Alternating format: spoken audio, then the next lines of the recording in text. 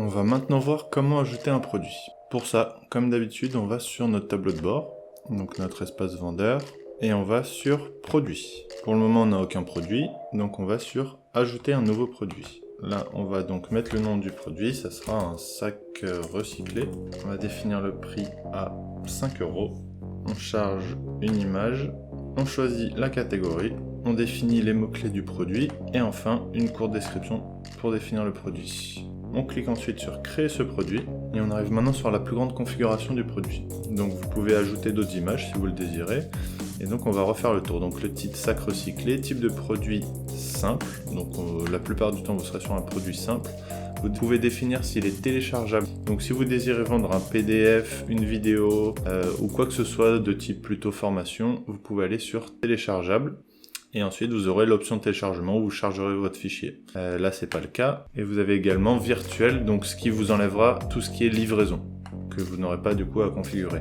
Là donc on a le prix qu'on a renseigné, 5 €, vous recevez 4,85 €, 5 € moins les 3%. Ensuite on a bien la bonne catégorie 0 déchet, les mots-clés qu'on a mis, la description courte, la description complète de votre produit, à savoir que dans cette description il va falloir aller sur la page comment ajouter un produit, et vous avez un petit modèle de ce que vous devez ajouter. On fait copier-coller. Ici vous définirez le pays de fabrication, le pays d'exportation, les matériaux et leur origine, le type d'emballage et les méthodes de transport. On arrive ensuite dans inventaire, donc là vous pouvez donner le numéro SKU de votre produit afin de mieux vous retrouver si vous commencez à avoir beaucoup de produits, état du stock en stock, activer la gestion de stock au niveau des produits, donc là on coche.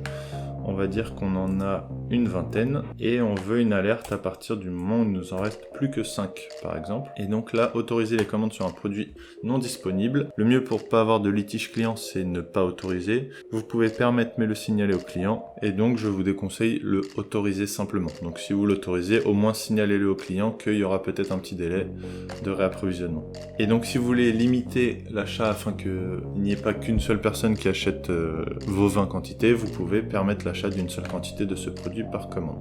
Là c'est pas le cas. La géolocalisation on la laisse la même que le magasin. On arrive ensuite dans extension. Extension c'est tout ce qui va vous permettre de faire des petits ajouts aux produits que vous vendez.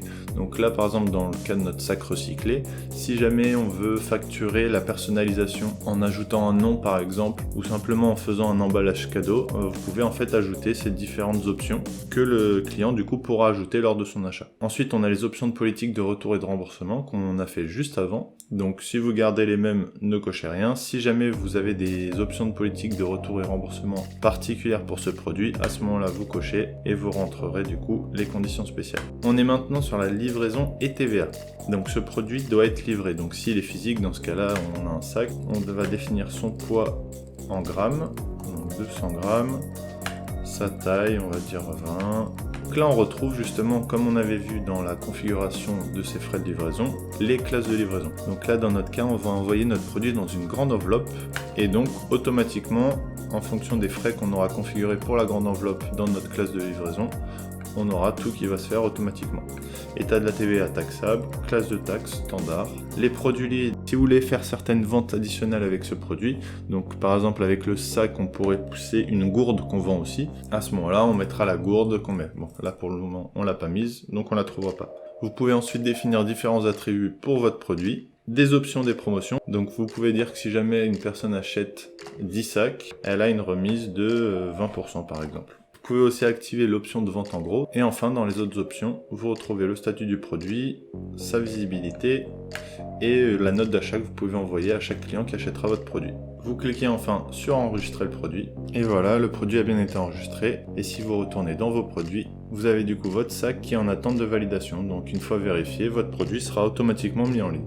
Pour rappel, on le voit dans un autre tutoriel, mais si jamais vous avez déjà une autre boutique en ligne, vous pouvez importer votre bibliothèque de produits. Et dans le cas où vous voulez exporter votre bibliothèque que vous aurez créée sur Neo, vous pouvez l'exporter également pour la mettre sur un autre site.